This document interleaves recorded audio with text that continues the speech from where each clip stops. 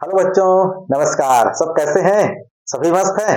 चलिए भाई, सभी को अच्छे से रहना चाहिए। और जब तक आप स्वस्थ नहीं रहेंगे, अच्छे नहीं रहेंगे, तब तक कैसे पढ़ाई करेंगे? पढ़ाई करने के लिए आपको स्वस्थ रहना जरूरी है।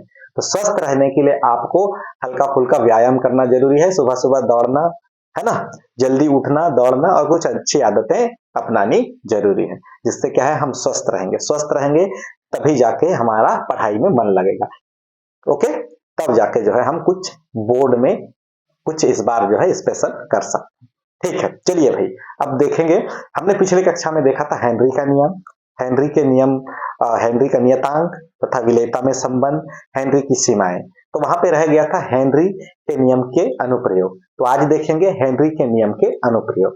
तो चलो, समय न करते हुए जल्दी से पेन कॉपी निकालिए, अपने दिमाग को एक्टिव कर लीजिए और बोर्ड की ओर ध्यान रखिए। ठीक, चलिए, क्या है आज? हेनरी के नियम के अनुप्रयोग। तो सबसे पहला है हेनरी के नियम के अनुप्रयोग। हेनरी के नियम के अनुप्रयोग में जो शीतल पेय पदार्थ हैं या सोडा वाटर है, इनमें कार्बन डाइऑक्साइड की विलेयता को बढ़ाने के लिए उच्च दाब लगाकर उनके बोतलों को बंद किया जाता है। ठीक, शीतल पेय पदार्थ, शीतल पेय पदार्थ, पेय पदार्थ तथा सोडा, सोडा वाटर में कार्बन डाइऑक्साइड गैस की विलेयता, विलेयता को बढ़ाने के लिए, बढ़ाने के लिए उच्च दाब, उच्च दाब लगाकर बोतलों को, बोतलों को बंद कर दिया जाता है, बंद कर दिया जाता है। ठीक है, हाँ, क्योंकि दाब बढ़ाने से गैसों की विलेयता बढ़ जाती है। जैसी बोतलों को बंद कर दिए, उच्च दाब लगाए, तो कार्बन डाइऑक्साइड की विलेयता शीतल पेय पदार्थ या सोडा वाटरों में बढ़ जाती है और अधिक से अधिक कार्बन डाइऑक्साइड घुलता है। आप देखेंगे, इन पेय पदार्थों को ऐसे हिलाओगे या नीचे की ओर ऐसे मारोगे तो उनमें से बुलबुले निकल के आते हैं। ठीक है, ओके। तो घुली हुई कार्बन डाइऑक्साइड गैस जो है बाहर निकलती। ठीक, अगला है, दूसरा है, आपने टीवी में देखा होगा गोताखोर। गोताखोर जो है क्या होती है, पानी की गहराई तक चले जाते हैं। अधिक गहराई तक जाने से उनको क्या है, वायु से सांस लेना पड़ता है। वायु जो है या हवा सिलेंडर लेके चलते हैं, ऑक्सीजन सिलेंडर। ठीक है, उस सिलेंडर में नाइट्रोजन गैस और ऑक्सीजन गैस घुली होती है सामान्यतः।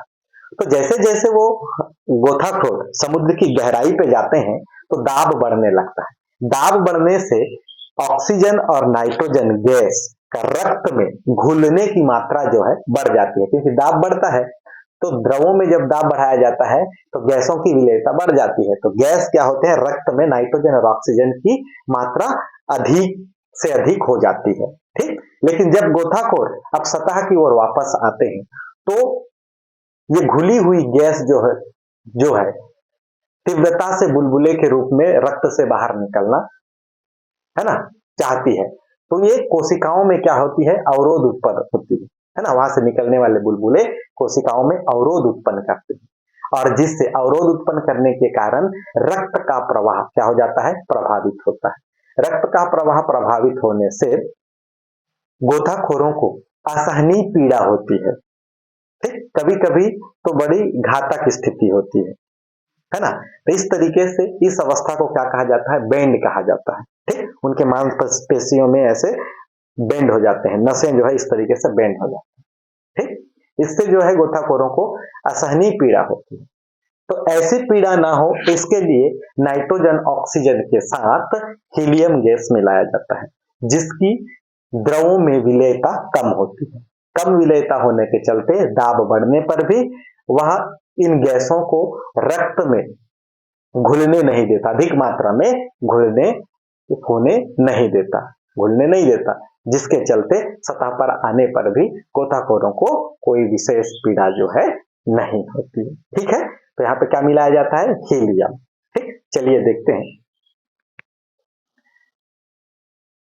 गहरे समुद्र में गोताखोरों को उच्च दाब की वायु से श्वास लेना पड़ता है। ठीक है, गहरे समुद्र में गोताखोरों को उच्च दाब से वायु श्वास लेना पड़ता है। ठीक है, उच्च दाब से क्या करना पड़ता है? श्वास लेना पड़ता है। ठीक है, अतः लेना पड़ता है जिससे वायु में उपस्थित नाइट्रोजन तथा ऑक्सीजन गैस की विलेयता रक्त में अधिक होती है। जब गोताखोर सतह पर आते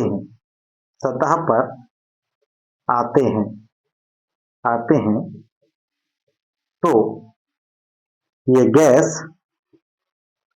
बुलबुले के रूप में निकलते हैं।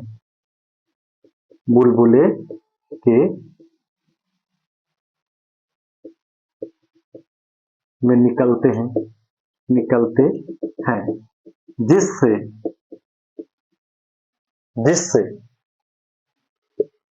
रक्त प्रवाह में बाधक उत्पन्न होता है।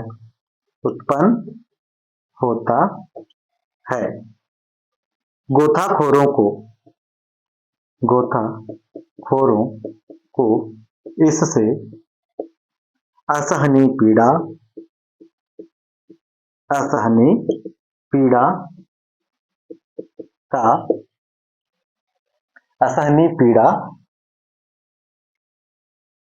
का सामना करना पड़ता है। ठीक, कभी कभी यह घातक हो जाती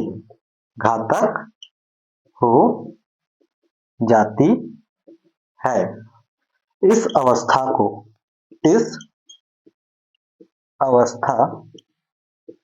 को बैंड कहते हैं।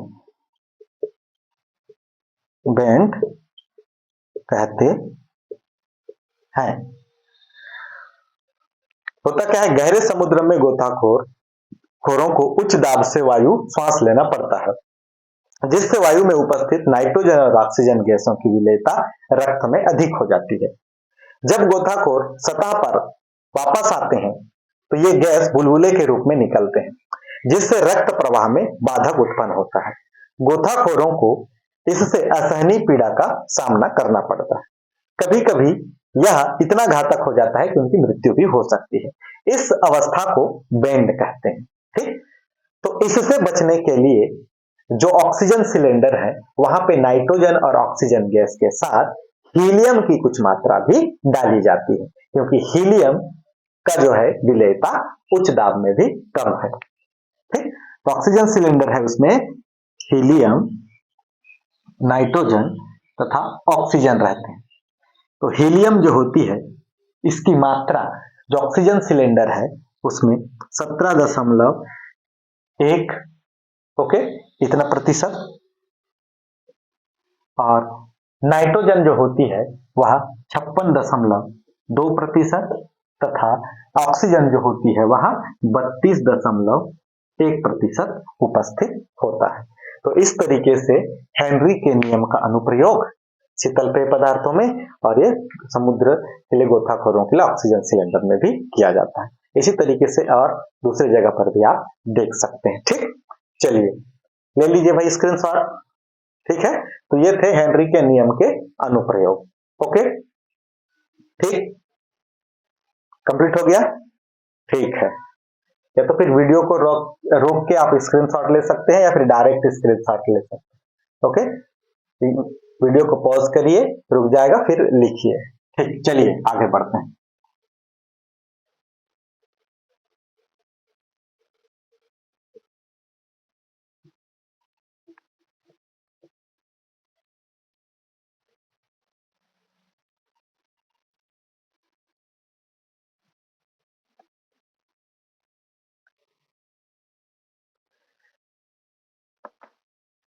अब देखते हैं वाष्प दाब, वेपर प्रेशर क्या होते हैं।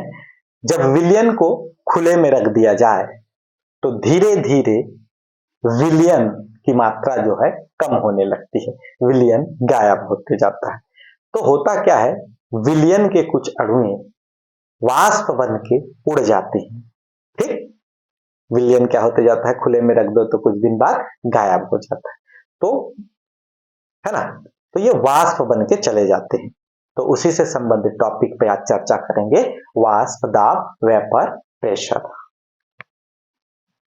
वाष्प दाब,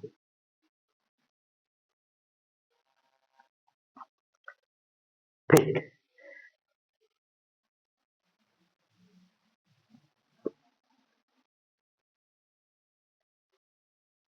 यह एक विलयन है, एक पात्र है। इस पात्र में कोई एक विलयन भरा हुआ है। ओके, ये पात्र है, इस पात्र में कोई विलयन भरा हुआ है। क्या भरा है, विलयन। ठीक, विलयन भरा है।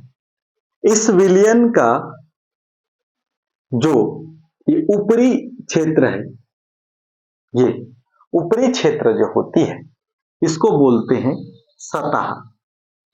क्या बोला जाता है, सतह। ठीक, सरफेस। ओके, सतह या सरफेस। उसके बाद विलयन का जो अंदर का भाग है उसको कहते हैं बल्क या फिर स्थूल। क्या कहा जाता है, स्थूल या फिर बल्क। विलयन का ऊपरी भाग सतह, ओके, और अंदर का भाग जो है क्या कहलाता है, स्थूल। अब अगर स्थूल पर कोई विलयन का अणु है, ऐसे स्थूल पर कोई विलयन का अणु है, तो इस विलयन के अणु में इधर के अणुओं द्वारा भी बल लगेगा, इधर के अणुओं द्वारा। इस तरीके से स्थूल पर उपस्थित विलयन के अणु के ऊपर चारों ओर से बल लगता है और उसको पकड़ के रखते हैं। ठीक, अगर देखा जाए कोई पानी का अणु या विलयन का अणु उसके सतह पर है, ठीक, सतह पर होने की स्थिति में नीचे की ओर ही इस अणु पर बल लगेंगे, है ना, नीचे की ओर उपस्थित अन्य अणुओं के द्वारा या परमाणुओं के द्वारा बल लगेगा। ठीक, तो इस पर जो है बल बहुत अधिक लगता है और सतह पर उपस्थित जो भी अणु होते हैं उनमें नीचे की ओर मतलब आधे साइड पे ही बल लगता है। ठीक, तो इसको हम इस तरीके से समझ सकते हैं कि अगर कोई कण विलयन के सतह पर उपस्थित है, विलयन के सतह पर उपस्थित है, तो उस सतह पर उस कण में लगने वाले बल जो है क्या होंगे, कम। कण सतह पर उपस्थित कण पर बल कम लगता है। ओके, दिख रहा है, सतह पर उपस्थित कण जो होगा, सतह पर जो उपस्थित होगा उसमें बल क्या होगा, कम लगेगा। सतह के कण पर बल क्या होता है भाई, कम लगता है। कम लगता है मतलब इसको कम अणुएं जो है आपस में पकड़ के रखेंगी। ओके, कमजोर है इसका पकड़, पकड़ कैसा है, कमजोर है। ठीक, सतह पर सतह ऊर्जा है, ठीक, सरफेस टेंशन है, जो सतह होता है उस पर एक सरफेस टेंशन काम करता है, जिसको क्या बोलेंगे, सतह ऊर्जा। सतह पर कौन काम करता है, सतह ऊर्जा, सरफेस टेंशन। ठीक, सतह पर सतह ऊर्जा है। ओके, ठीक। अब देखें, जो सतह पर उपस्थित है वह अणु गतिशील होगा, इसके पास गति ऊर्जा भी होगा। ठीक, सतह पर कौन सी ऊर्जा भी होगी, सतह के कण पर गतिज ऊर्जा होगी। कौन सी ऊर्जा, गतिज ऊर्जा। ठीक, गतिज ऊर्जा होगी। ठीक है, इस पे पकड़ कमजोर हो जाने के कारण थोड़े से हवा में भी ये कण निकल के जो है हवा में चले जाएंगे, है ना। देखो सतह पर है, यहां से छूट गए तो किधर, इधर हवा वाला एरिया है ना, उधर ही जो है क्या होने लगेगा, उड़ने लगेगा। ठीक है, समझ में आ रहा है। पकड़ कमजोर होने के कारण, पकड़ कमजोर होने के कारण सतह के कण अणु या जो भी है ना, सतह के कण आसानी से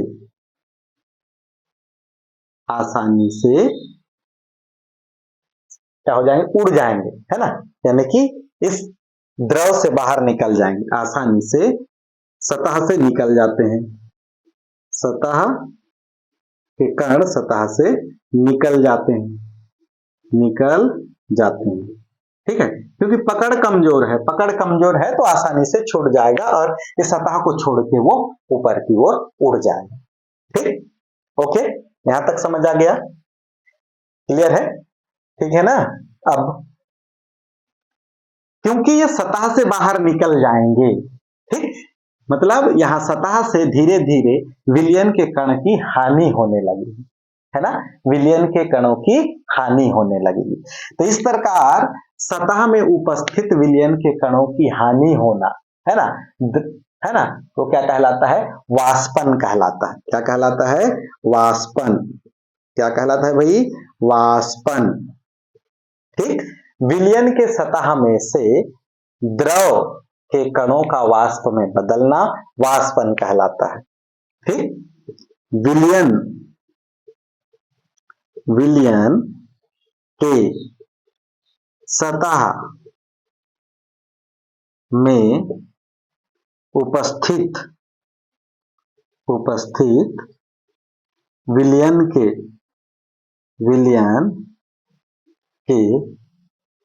कणों का वाष्प में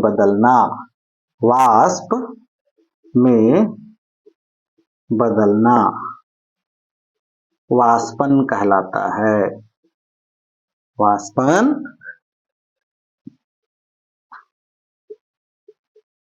कहलाता है। ठीक है, सतह में उपस्थित जो कण होंगे वो क्या होते हैं, बदलते जाते हैं, किसमें, वाष्प में, है ना। ठीक, ये जो है सतह के उड़ उड़ के जो है किसमें बदल जाएंगे, वाष्प में बदल जाएंगे। किसमें बदलेंगे, वाष्प में। तो इस प्रकार वाष्प में बदलना क्या कहलाता है, वाष्पन कहलाता है। ठीक है भाई, समझ में आ रहा है। विलयन के सतह में उपस्थित विलयन के कणों का, क्योंकि पकड़ कमजोर है इसलिए आसानी से सतह से निकल जाते हैं, तो कणों का वाष्प में बदलना वाष्पन कहलाता है। ठीक, वेपोराइजेशन। ठीक है, चलिए, ठीक, चलिए भाई इसको स्क्रीनशॉट ले लें। हो गया यहां तक, चलें।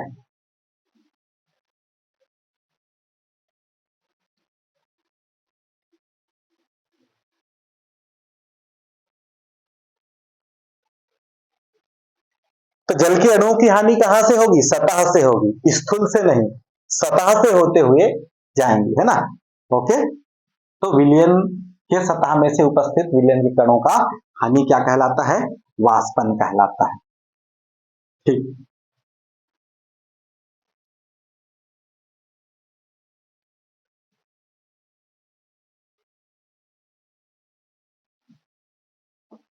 अब क्या करते हैं, ये विलयन है, इस विलयन का यहाँ वाष्पन हो रहा है, देख रहे हो वाष्प बन के जो है अणुएं ऊपर की ओर उड़ रही हैं। इस विलयन का क्या हो रहा है? वाष्पन हो रहा है। विलयन के सतह में से विलयन के कणों का वाष्प बन के उड़ जाना वाष्पन कहलाता है। ठीक, अब क्या करते हैं, एक व्यवस्था करते हैं कि इसके ऊपर एक ढक्कन लगा देते हैं, ऐसा है ना, इसके ऊपर ढक्कन लगा देते हैं। तो यहाँ होता क्या है, सतह के अणुएं जो है सतह से निकल जाती हैं और यहाँ पे वाष्प के रूप में जो है जमा होती जाती हैं, जिसे आप क्या कहते हैं? वाष्पन कहते हैं। ठीक, ओके। अब क्या होती है, ये जमा होते होते ये जो ढक्कन बन गया ना, एक बंद बना दे रहे हैं, तो ये जाकर सतह पर चिपक जाती हैं। सतह पर चिपक कर ठंडा हो जाती हैं। ठंडा होके फिर दोबारा वो द्रव में बदलती है। ठीक है, ठंडा होके क्या होती है, वो दोबारा द्रव में बदलती। ठीक है जी। विलयन कहाँ पे है? बंद पात्र में। जब खुला पात्र है तो विलयन कहाँ पे है? अभी बंद पात्र में। ठीक, इस तरीके से विलयनों का वाष्प में बदलना क्या कहला रहा है? वाष्पन। ये क्या है? वाष्पन। ठीक, तो यहाँ क्या होंगी, यहाँ पे वाष्पों की संख्या धीरे धीरे बढ़ती जाएगी। ओके, बढ़ती जाएगी और कुछ समय के बाद देखेंगे कि ये वाष्प जो है इसके अंदरूनी भाग में जाकर चिपक जाती हैं ऐसे। ठीक, चिपक जाते हैं और ठंडा होकर ये फिर से वापस द्रव में बदल जाते हैं। ठंडा होकर ये क्या होते हैं, ये फिर से जो है वापस फिर से द्रव में बदल जाते हैं। ठंडा होकर क्या होते हैं, फिर से वापस द्रव में बदल जाते हैं। ठीक, तो वाष्प का द्रव में बदलना संघनन कहलाता है। ठीक है भाई, समझ में आ रहा है? क्या कहलाता है? संघनन। संघनन क्या कहलाता है? संघनन। वाष्प का द्रव में बदलना संघनन कहलाता है। संघनन कहलाता है। ठीक है, आप देखे होंगे खाना बनाते समय ढक्कन ढक दिए रहो या सब्जी बनाते समय ढक्कन ढक दिए रहो, जैसे ही ढक्कन को उतारो तो वहां से जो है पानी गिरता है, तो सब्जी या खाने का जो भाप जो जमा हुआ था वो ठंडा होके फिर वापस द्रव में बदल जाता है। ठीक है, ये घटना तो आप देखे होंगे घर में। वो क्या है? संघनन। और वाष्पन क्या है?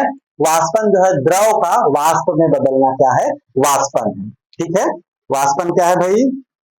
वाष्पन द्रव का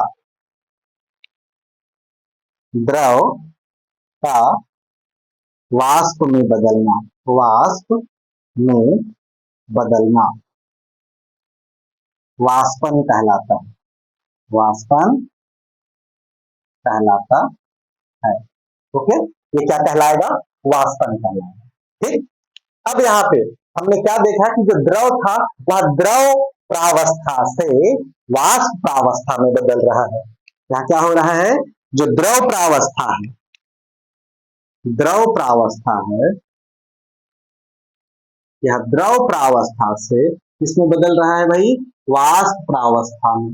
वाष्प प्रावस्था में। फिर ये वाष्प प्रावस्था कुछ समय बाद वापस द्रव प्रावस्था में बदलता है। किसके माध्यम से? संघनन के माध्यम से। द्रव प्रावस्था से वाष्प प्रावस्था में जाना ये कहलाता है वाष्पन। वाष्प प्रावस्था से द्रव प्रावस्था में आना ये कहलाता है संघनन। ओके, तो एक समय वाष्पन और संघनन दोनों बराबर होते हैं। ओके, एक समय में द्रव से वाष्प का बनना, द्रव से वाष्प का बनना और वाष्प से द्रव का बनना दोनों क्या होते हैं? बराबर होते हैं। जब द्रव से वाष्प का बनना और वाष्प से द्रव का बनना दोनों बराबर होते हैं तो उस अवस्था को कहते हैं साम्य अवस्था। क्या कहा जाता है? साम्य अवस्था। क्या कहा जाएगा इसको? साम्यावस्था। ठीक है, इसे क्या कहा जाता है? साम्यावस्था। ठीक है भाई, ओके, इस तरीके से इसको क्या कहते हैं? साम्य अवस्था।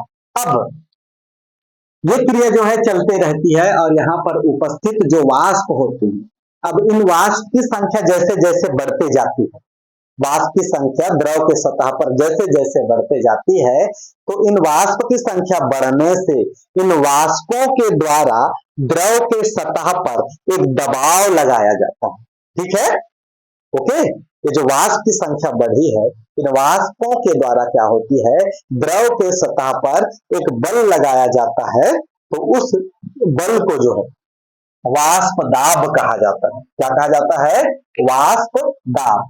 ये सारे जो वाष्प हैं ये क्या करेंगे, एक समय में द्रव के सतह पर एक बल लगाएंगे। क्या लगाएंगे, बल लगाएंगे, है ना। तो उस बल का नाम क्या है, वाष्प दाब। क्या है, उस बल का नाम वाष्प दाब है। सभी के सभी वाष्प द्रव के सतह पर क्या करेंगे, एक दाब लगाएंगे, उसी बल का नाम क्या है, वाष्प दाब। ठीक है भाई, समझ में आ रहा है, वो क्या है, वाष्प दाब है। इसको आप ऐसे परिभाषित कर सकते हैं कि किसी विलयन के सतह पर उपस्थित वाष्प के द्वारा विलयन के सतह पर लगने वाली दाब वाष्प दाब कहलाती है। ठीक है, चलिए इसको स्क्रीनशॉट ले लीजिए, अगले पेज में लिख लेते हैं। ठीक हो गया क्या, ठीक, ओके, ले लीजिए, स्क्रीनशॉट हो गया, ओके, ठीक।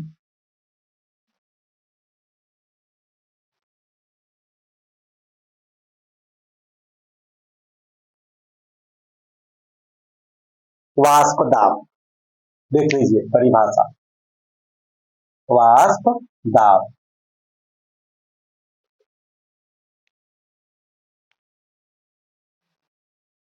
विलयन के सतह पर उपस्थित उपस्थित वाष्प के अणुओं द्वारा अणुओं द्वारा विलयन की सतह पर सतह पर लगने वाली दाब वाष्प दाब कहलाती है, वाष्प दाब कहलाती है। ठीक है, विलयन के सतह पर वाष्प द्वारा लगने वाली जो दाब है वो क्या कहलाती है, वाष्प दाब कहलाती है। ठीक है भाई, ओके। चलिए अब देखते हैं वाष्प दाब की निर्भरता। वाष्प दाब की निर्भरता, वाष्प दाब किस किस पर निर्भर करता है, किस किस पर जो है वाष्प दाब निर्भर। ठीक है, चलिए सबसे पहले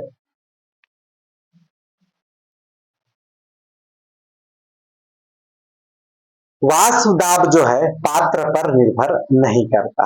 ठीक है, पात्र पर निर्भर नहीं करता। नंबर वन, पात्र पर, वाष्प दाब दाब पात्र पर निर्भर नहीं करता, नहीं करता है। ठीक है, दूसरा ये था किसमें, पात्र पर। अगला देखते हैं वाष्पशील पदार्थ की प्रकृति पर। जिस पदार्थ का वाष्प बनना है उस पदार्थ की प्रकृति पर निर्भर करता है। वाष्पशील पदार्थ की प्रकृति पर, प्रकृति पर, वाष्पशील पदार्थ की प्रकृति पर। ठीक है, तो वाष्प दाब किस पे निर्भर करेगा, वाष्पशील पदार्थ की प्रकृति पर। पदार्थ की प्रकृति पर जो है वाष्प दाब निर्भर करता है। मतलब समझ में आ रहा है कि किस तरीके का जो है वह पदार्थ होगा जिसका क्या होगा, वाष्पन होगा। ठीक, तो सबसे पहले वाष्पशील पदार्थ, है ना, जैसे कैसे इस पर निर्भर करता है भाई, कोई होगा वाष्पशील पदार्थ, वाष्पशील पदार्थ, अगर वह वाष्पशील पदार्थ होगी तो उसका वाष्पन अधिक होगा, है ना, वाष्पशील पदार्थ। तो वाष्पशील पदार्थ कौन कौन से हैं, जल, कौन कौन से हैं भाई, जल H2O, ये भी एक क्या है, वाष्पशील पदार्थ है। ठीक, दूसरा है एल्कोहल, क्या है, एल्कोहल, ठीक है ना, मेथिल एल्कोहल। अब एथिल एल्कोहल भी हो सकता है, CH2OH। ये सब वाष्पशील है ना। पेट्रोल, है ना, पेट्रोल भी होगा जो है, ठीक है नहीं, पेट्रोल जो होगा इसको आप खुले में रख दोगे तो वाष्पित होकर वो उड़ जाता है, ठीक, समझ में आ रहा है। ये सब वाष्पशील पदार्थ हैं। इन वाष्पशील पदार्थों में जो है वाष्प दाब अधिक होगी, ठीक। दूसरा, अवाष्पशील पदार्थ, अवाष्पशील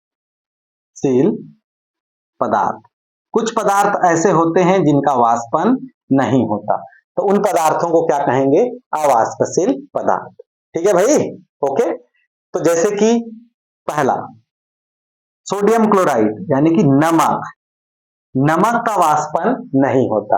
अगर नमक का वाष्पन हो जाता तो फिर हमको नमक ही प्राप्त नहीं होता, क्योंकि आप देखे हो समुद्र से नमक बनाने के लिए समुद्र के पानी को खेतों में रखा जाता है और वहां का पानी वाष्पित हो जाता है, नमक बस बच जाता है, तो नमक का वाष्पन जो है नहीं है, ठीक।